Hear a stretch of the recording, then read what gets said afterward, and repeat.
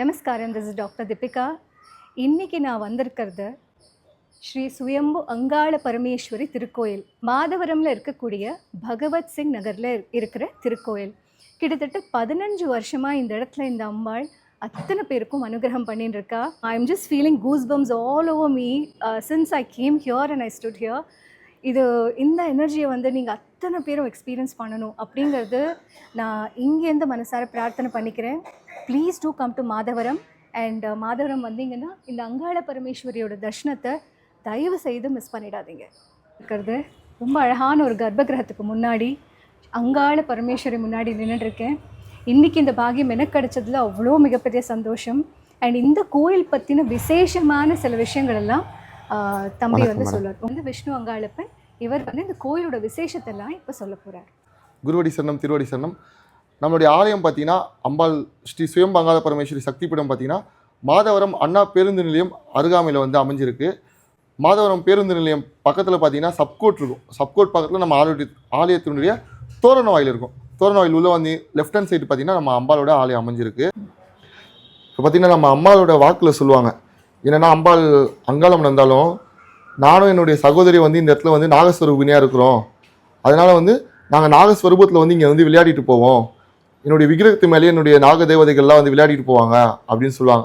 நாங்களே பார்த்தீங்கன்னா காலைல அபிஷேகத்துக்கு வரும்போது அங்கே 4 மணி 5 மணிக்கு அபிஷேகத்துக்கு வரும்போது வெளில ஒரு மணி ஆட்டிட்டு கொஞ்சம் இந்த கேட்டில் தட்டிட்டு தான் உள்ளே போவோமே. சில இடங்களில் சில நேரம் நம்ம பூசாரிகள்லாம் வரும்போது பார்த்தீங்கன்னா நம்ம அபிஷேக அண்டா அங்கே இருக்கும். அந்த அபிஷேக அண்டாங்களே பார்த்தீங்கன்னா நாகங்கள் விழுந்து கிடக்கும். அப்புறம் நாங்கள் என்ன பண்ணுவோம், 2-3 பேருக்கு ஃபோன் பண்ணி அதை பொறுமையாக எடுத்து வெளில விடுவோம். ஒரு நேரத்தில் பார்த்தீங்கன்னா அம்பாள் மேலே நாகங்கள் தோல் உரிச்ச காட்சிகள்லாம் உண்டு. அம்பாளோட அபிஷேக கால்வாய் போகிற வழி பார்த்தீங்கன்னா எல்லா இடங்களையும் அபிஷேக கால்வாய் போகிற வழி ரொம்ப சின்னதாக இருக்கும். ஆனால் நம்ம அம்பாளோட அபிஷேக கால்வாய் போகிற வழி பார்த்தீங்கன்னா ரொம்ப பெருசாக இருக்கும். இது அம்பாள் வாக்கிலே சொல்லியிருக்காங்க என்னென்னா, இந்த கால்வாய் பெருசாக இருக்கணும். ஏன்னா நான் இந்த வழியாக தான் நான் வந்துட்டு போவேன். அதே மாதிரி நான் வர நேரத்தில் நான் யாருக்குமே தெரியாமல் வருவேன். சில பேர் சோதிக்கணும்னு நினச்சா நான் காட்சியில் காமிச்சு கொடுப்பேன். ரீசெண்டாக நடந்த விஷயம் பார்த்தீங்கன்னா, ரீசெண்டாக சந்திரகிரகணம் நடந்தது நம்ம ஆலயத்தில். இந்த சந்திரகிரகணம் நடக்கும்போது நம்ம இங்கே யாகம் பண்ணோம்.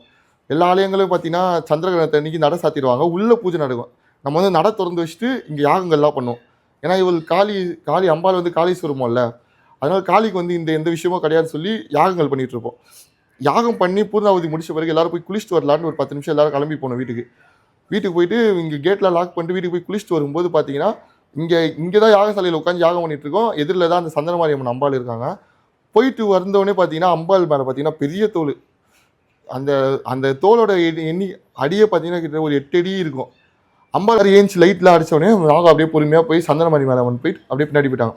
அதுக்கு முன்னாடி பார்த்தீங்கன்னா அம்பாள் சர்வ அலங்காரத்தில் இருக்கும்போது, பூக்களாக நிறைய அலங்காரத்தில் இருக்கும்போது பூக்கள் எல்லாமே சரிஞ்சு விழுந்துருக்கு. அப்போ தான் சொல்கிறாங்க அம்பாள் உள்ளே வந்துட்டு இருக்காங்க. பக்தர்களாக சொன்னாங்க. பார்க்கும்போது பக்தர்கள் என்ன சொன்னாங்க, ரொம்ப பெரிய பாம்பாக இருந்தது சாமி, நாங்களாம் ரொம்ப பயந்துட்டோம்.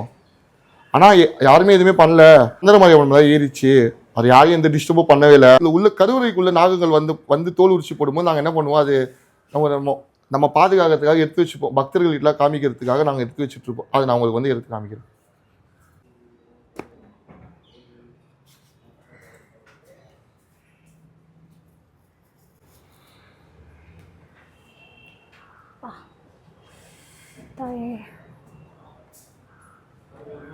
ரீசெண்டாக சொன்னல, ரீசெண்டாக அந்த பாம்போட தோல் தான் இது. அம்மா பார்த்தீங்கன்னா ஏகபீடத்தில் ஈஸ்வரர் கூட சேர்ந்து அம்பாள் தன்னுடைய வாகனத்து மேலேயே உட்காந்துட்டு இருக்காங்க. அம்பாள் சிம்ம வாகனத்துலையும் ஈஸ்வரர் ரிஷப வாகனத்துலையும் அம்பாள் உட்காந்துட்டு இருக்காங்க. இந்த இடத்துல நம்ம சுயம்புன்னு சொல்கிறோம்ல, நம்ம அம்பாவோட சுயம்பு பார்த்தீங்கன்னா நம்ம கருவறைக்கு தூண் மேலே இருக்குது. ஆடி திருவிழா 4வது வரை ஒரு நாள் நம்ம சுயம்பு இறக்குவாங்க. இது இந்த சுயம்பு பார்த்தீங்கன்னா வருஷத்துக்கு ஒரு நாள் தான் நம்ம இந்த சுயம்பு இருக்குவோம். நம்ம ஆலயத்தில் பார்த்தீங்கன்னா பிரதானமாக 3 சக்திகள் இருக்காங்க. என்னென்னா அம்பாள் சுயம்பு அங்காள பரமேஸ்வரி, 2வது பார்த்தீங்கன்னா அஷ்டபுஜ மகாவாராகி அம்மன், 3வது பார்த்தீங்கன்னா சந்தனமாரியம்மன். 3 பேர் தான் நம்ம ஆலயத்தோட பிரதானமான அனுகிரக தேவதைகளாக இந்த இடத்துல விளங்கிட்டு இருக்காங்க. நம்ம ஆலயம் எதுக்கு ஸ்பெஷல் அப்படின்னு சொல்ல போனால், நம்ம அம்பாள் பார்த்தீங்கன்னா சகலரோக நிவாரணி தான். கடந்த ஒரு 10 வருஷத்தில் பார்த்தீங்கன்னா நாங்கள் ஒரு கணக்கெடுப்பில் பார்த்தா குறைஞ்சபட்சம் ஒரு 15,000 குழந்தை பிறந்திருக்கு அம்பாளுடைய வாக்கில். அம்பாள் குழந்தை வரத்துக்கான ரொம்ப ஸ்பெஷலான தெய்வம்னு வச்சுக்கலாம். அடுத்ததாக பார்த்தீங்கன்னா திருமணம் வரும். ஒருத்தருக்கு எப்பேற்பட்ட தோஷங்கள் எப்படி சொல்கிறது, பித்ருக்கள் தோஷம், நாகதோஷங்கள், குலதெய்வ சாபங்கள் எப்பேற்பட்ட தோஷங்களாக இருந்தாலும் இந்த இடத்துல வந்து அம்பாள் வந்து நிவர்த்தி பண்ணி அவங்களுக்கு வந்து திருமண வரத்தை கொடுக்குறாங்க. மூவருக்கும் முதலானவள் நான் அப்படின்னு சொல்லுவாங்க. ஒரு அம்மாவோட பதிகத்தில் கூட ஒன்று வரும்.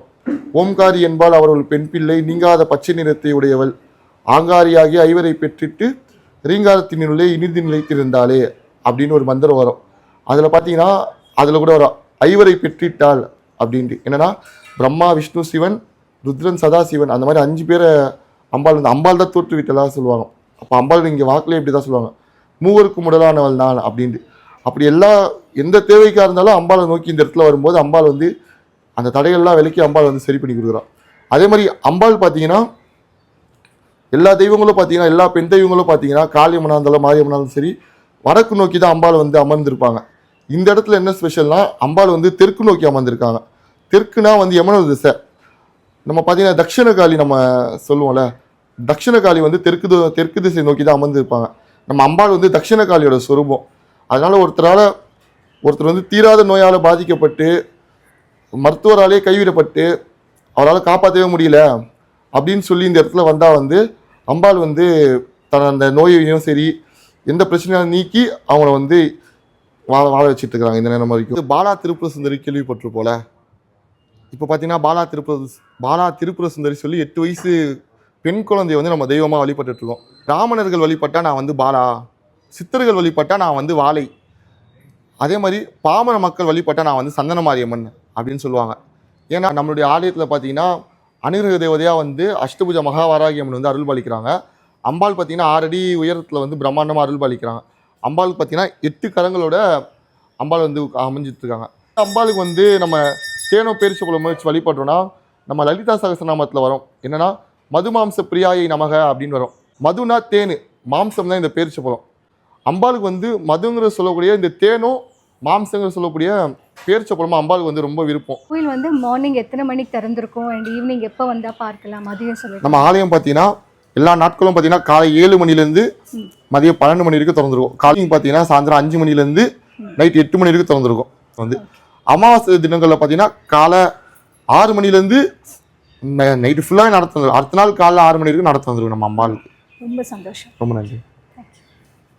இப்போ அம்மா குரல்ல அம்பாளுக்கு ஒரு ஆராதனை. கழிந்து நின்ற நீ விந்தையாகி விளக்குமாகி விளங்கி வந்த நீ விண்ணுமாகி மண்ணுமாகி வெற்றி கண்ட நீ மந்தமான புத்தியோட்டி மனம் தந்த நீ மலரின் வேதன் உன்னை பாட மயக்கம் தீர்த்த நீ சொந்தமான காளியம்மா இந்த நாள் முதல் எந்தனோடு வாழ்வுமாகி என்றும் தங்குவாய் நந்த வீரமா காளி நடின மாலினி நம்பி வந்த எங்களை காத்து அருள்வாய் இந்த வாழ்வில் உன்னை என்று இங்கு யாருளார் இன்று நல்ல காலை வந்து இனிமை கூட்டுவாய் மந்தையாடு போல வாழ்வில் மயங்கி நில்லாமல் மந்தையாடு போல வாழ்வில் மயங்கி நில்லாமல் முக்தியோடு செல்வ போதும் முழுதும் காட்டுவாய் சொந்தமான காளியமாய் இந்த நாள் முதல் எந்தனோடு வாழ்வுமாகி என்றும் தங்குவாய் பொங்கு வீரமானாடி பொய்மை தீமணி பொறுமையோடு பெருமையாகி பொருளும் கூட்டினாய் எந்தையான சிவனை தோல எடுத்து அனுப்பினாய் எண்ணமாகி எளிமையாகி என்னுள்ளாடினாய் பந்தனைந்த விரதி நீயும் பகைமை என்றதும் பறந்து வந்து படைகள் ஓட்டி பசுமை காட்டினாய் சொந்தமான காளியமாய் இந்த நாள் முதல் எந்தனோடு வாழ்வுமாகி என்றும் தங்குவாய்